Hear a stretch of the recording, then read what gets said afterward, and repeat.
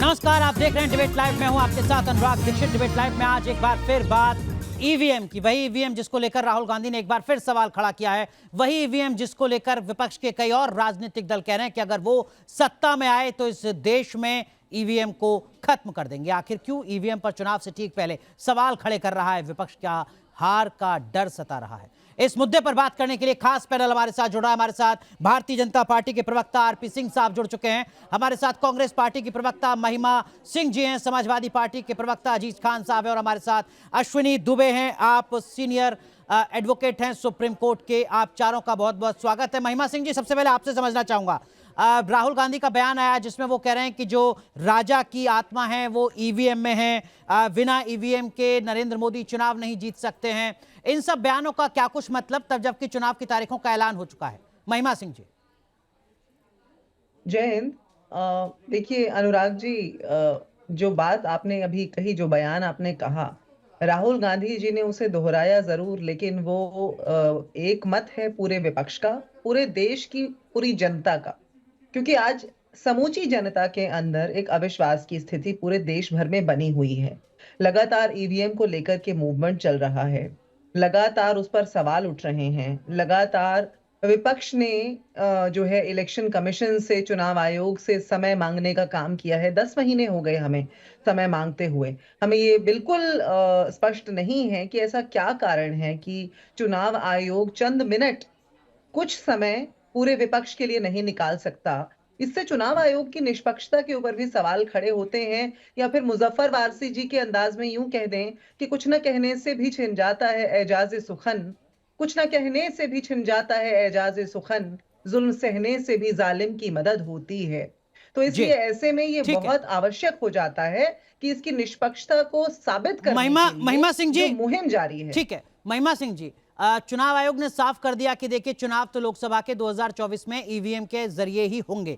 तो क्या इसका मतलब यह है कि कांग्रेस पार्टी या इंडिया गठबंधन ये जानते हुए कि ईवीएम सेट है, ये जानते हुए कि लोकसभा चुनाव 2024 हम हार रहे हैं, फिर भी चुनाव लड़ रहा है? ये किसने कहा कि हम चुनाव हार रहे हैं? हम तो ये कहते हैं कि देखिए, एक मशहूर डायलॉग है एक हिंदी फिल्म का कि हार के जीतने वाले को बाजीगर कहते हैं। आप उस अंदाज में समझ लीजिए या ये समझ लीजिए कि जब तक इस देश के लोगों के संवैधानिक अधिकारों की सुरक्षा नहीं होगी, हम उनकी जो है किलाबंदी नहीं कर देंगे, तब तक हम। लेकिन ये कैसा बाजीगर जो कह रहा है पहले कि साहब ईवीएम से चुनाव मत कराइए, चुनाव होंगे तो ईवीएम सेट है, हम चुनाव हार जाएंगे, हम ये कह रहे और हैं, वही बाजीगर कह रहा है कि देखिए हम हार कर जीत जाएंगे। अनुराग जी, एक मुहिम जारी है। वो मुहिम इसलिए जारी है क्योंकि अक्सर अमूमन हमने ये देखा है, लोग शिकायत करते हैं कि मैंने वोट दिया, लेकिन क्योंकि पर्ची उसके अंदर गिर जाती है तो हमें नहीं पता कि आरपी सिंह साहब, ये मुहिम इसलिए तो जारी नहीं है कि जीत गए तो बाजीगर, हार गए तो ईवीएम दोषी। आरपी सिंह साहब, देखिए, बहुत मोटी सी बात है कि जी जब ये कर्नाटका में चुनाव जीतते हैं तो सब कुछ ठीक है, जब तेलंगाना में चुनाव जीतते हैं तो सब कुछ ठीक है, उससे पहले जब बाकी राज्यों में चुनाव जीतते हैं तो सब, हिमाचल में चुनाव जीतते हैं तो सब कुछ ठीक है।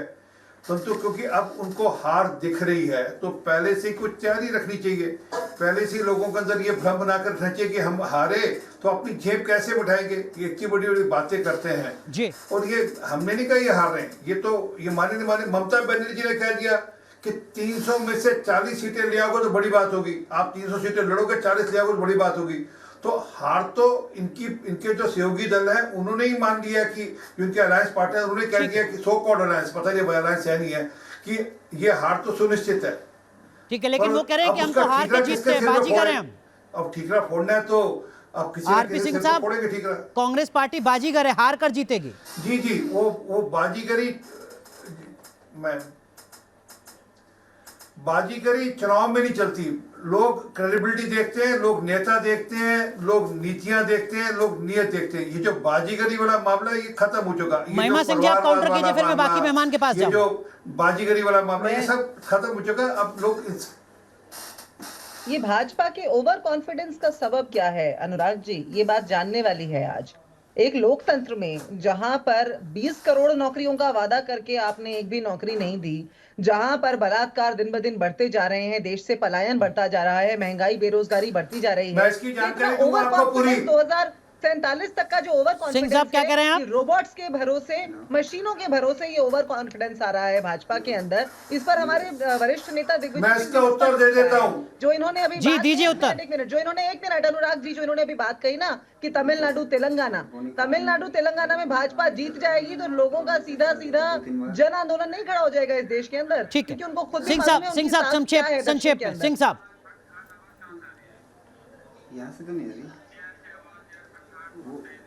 देखिए, चित भी मेरी, पट भी मेरी। हम जी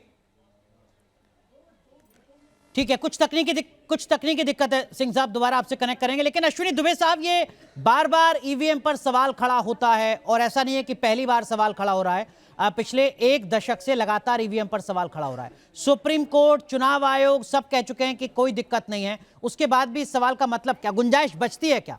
ये दलील दी जाती है कि दुनिया के बाकी डेमोक्रेटिक कंट्रीज में कहीं भी ईवीएम से वोट नहीं डाले जा रहे हैं।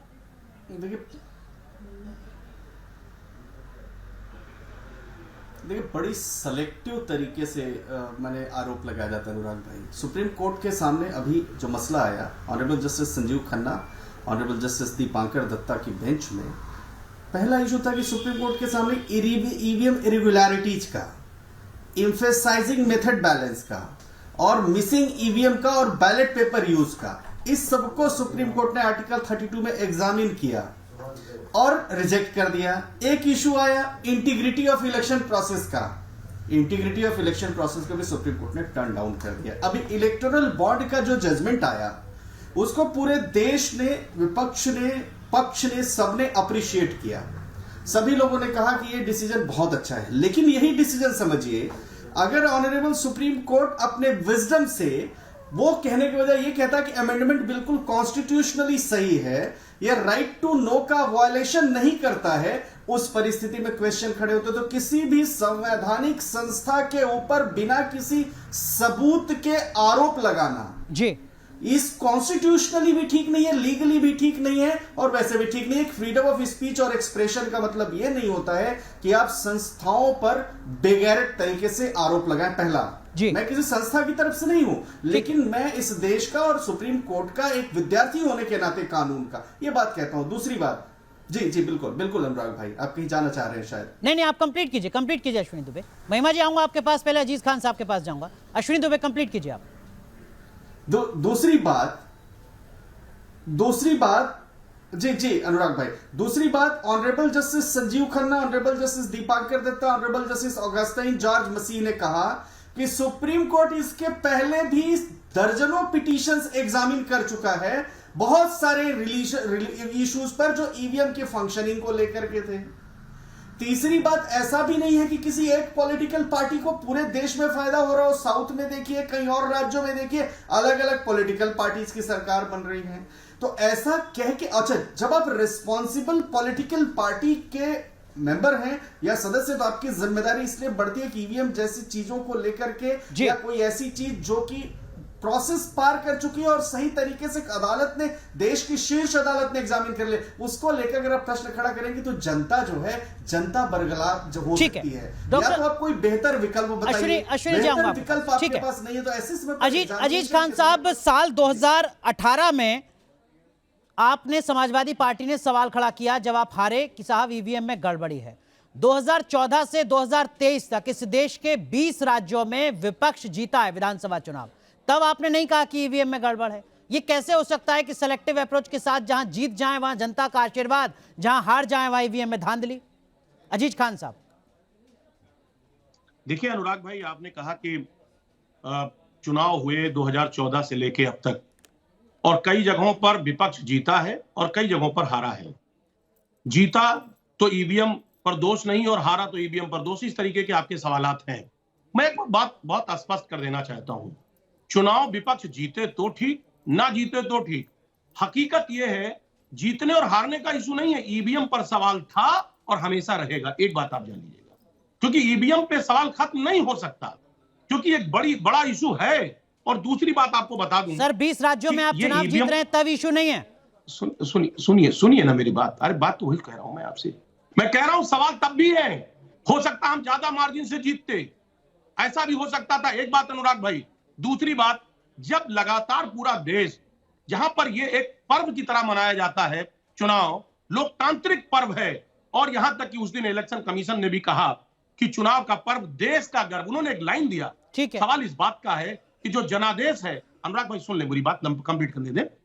जो जनादेश है, उस जनादेश अगर ये चाहता है कि हम ईवीएम से नहीं जनादेश देना चाहते हैं, जनता चाह रही है, तो आखिर बीजेपी इतना क्यों ज्यादा लालायित है? वो आखिर इसका अपोज क्यों नहीं करती? आखिर इसका अपोज क्यों नहीं करती? ये कौन तय पहला करेगा सवाल। कि जनता और चाह रही दूसरी है कि ईवीएम से चुनाव ना हो? डॉक्टर अजीज खान या कांग्रेस पार्टी? एक मिनट सर, एक मिनट सर, बात करने दें अनुराग जी, ऐसे नहीं बात होगी ना, मुझे कंप्लीट करने दें। लेकिन एक बात आप स्पष्ट समझ लीजिएगा कि चुनाव ईवीएम से कराएं या ना कराएं, एक बात आप जान लीजिए कि हम लोग पूरी तरह से कमर कस चुके हैं। ये ईवीएम से कराएंगे तब भी, और नहीं कराएंगे, और अगर ईवीएम से नहीं होता तब भी हम चुनाव जीतेंगे, हर हाल में जीतेंगे, क्योंकि विपक्ष आज सर फिर तो मुद्दा ही खत्म हो गया। अगर डॉक्टर अजीज खान की पार्टी समाजवादी पार्टी चुनाव जीत रही है उत्तर प्रदेश में ईवीएम के बाद भी, फिर तो ईवीएम मुद्दा ही नहीं बचा।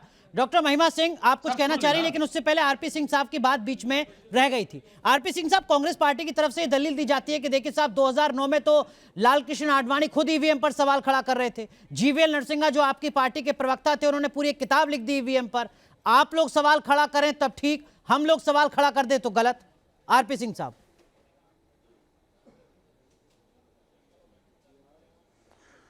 कृपा करके उस किताब को पढ़ना चाहिए। उस किताब के पन्ना नंबर 16 में पहले चैप्टर में ही डिटेल में लिखा गया कि अगर इसकी पेपर ट्रेल इसकी मिल जाएगी तो हमारा कोई दिक्कत नहीं है। और उसमें भी ये भी कहा गया कि अगर सारी जगह पेपर ट्रेल नहीं हो सकती तो सैंपल पेपर ट्रेल हो जाएगी, तो उससे भी चेक हो जाएगा ईवीएम ठीक है गलत है। वो पेपर ट्रेल का प्रोसेस पूरा हो चुका है। आज वीवीपैट के माध्यम से पेपर ट्रेल मिलती है, उसमें हालांकि 100% नहीं है, पर फिर भी मेजॉरिटी जो ईवीएम से उसका पेपर ट्रेल लग गई है। अब जिसने कोई अगर कोई शक हो तो वहाँ चेक कर सकता है। मैं पर जो मूल बात आपने भी कही, मैंने भी कही कि 2014 से 24 के बीच में 20 राज्यों में चुनाव जीते, तब इनको ईवीएम ठीक लगता है। और अब क्योंकि सुनिश्चित है, इनको देख रहा है कि हार हमारी है, उस हार को झेप बिटाने के लिए ये कभी अपने को बाजीगर बताते हैं, कभी कुछ अपने अलग अलग ढंग से परिभाषित करते हैं।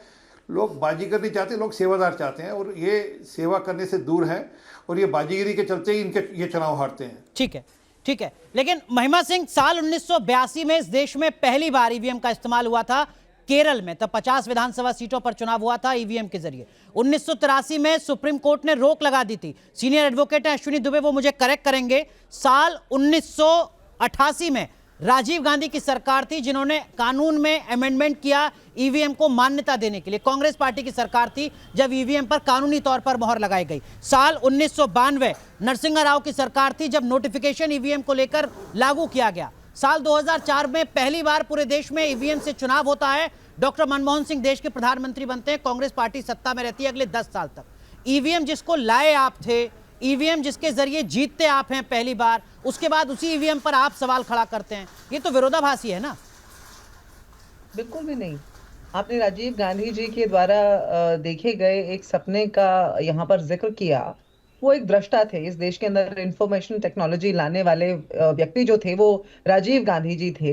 लेकिन कांग्रेस पार्टी तो ये बात मानती है कि जब हम 70 साल से इस देश के ऊपर शासन करते रहे तो उसमें बहुत सारी त्रुटियां भी हुई, जिसकी वजह से संविधान के अंदर संशोधन का प्रावधान दिया गया, वो संशोधन किया जा सकता है। उस समय यदि ऐसा लगा कि आज ईवीएम जो है वो आने वाला कल दिखाएगा, आने वाले कल को एक दिशा दिखाएगा, तो उसको लाने के लिए कानून बनाया गया। लेकिन उसके बाद यदि ऐसा किसी स्तर पर जाके लगे, जैसे लगा वीवीपैट इसमें होना चाहिए, तो वीवीपैट की प्रक्रिया को उसमें संशोधित किया गया। लेकिन आज अगर लगता है कि वीवीपैट के जरिए जो गणना हो रही है, बहुत बार हमने अपने सामने देखा है कि वीवीपैट में जो पर्ची में लिखा हुआ आता है, पर्ची वहां नीचे गिरती है, आपने बटन दबाया हाथ का, लेकिन पर्ची पे लिखा हुआ दिखा आपको कमर और वो चला गया नीचे। आपके हाथ में आया नहीं, इसलिए आपको आपके हाथ में सबूत नहीं है। एक मिनट अनुराग जी, मैं बात पूरी कर लूं अपनी, अनुराग जी।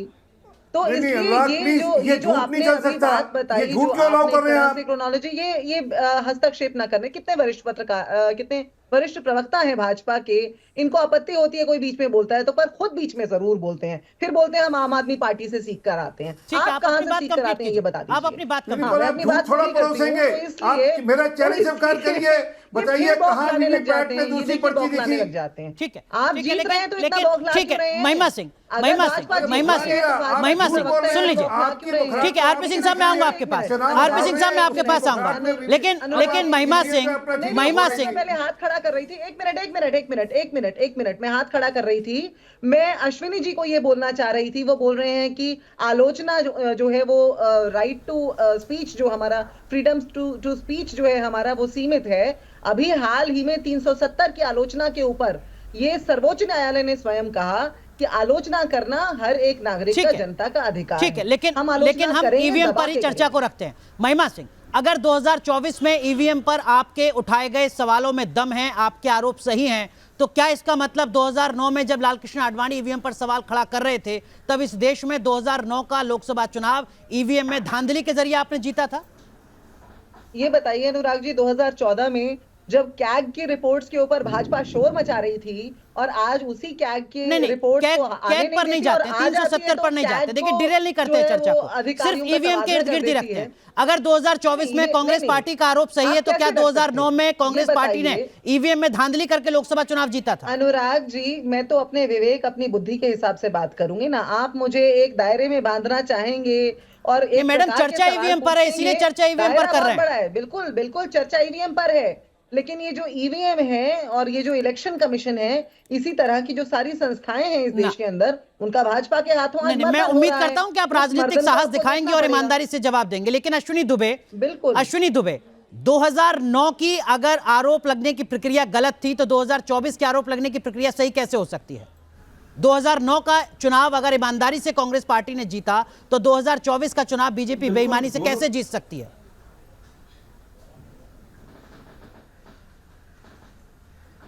देखिए, इसीलिए मैं कह रहा हूं कि ये जनता के मन में भ्रम फैलाने का काम जो हमारे देश की जिम्मेदार पॉलिटिकल पार्टीज करती हैं। महिमा दीदी को फिर बड़ा आग्रह करना चाहूंगा कि पॉलिटिकल पार्टीज शब्द हमने यूज किया है, हमारी बड़ी बहन है, लॉयर हैं वो।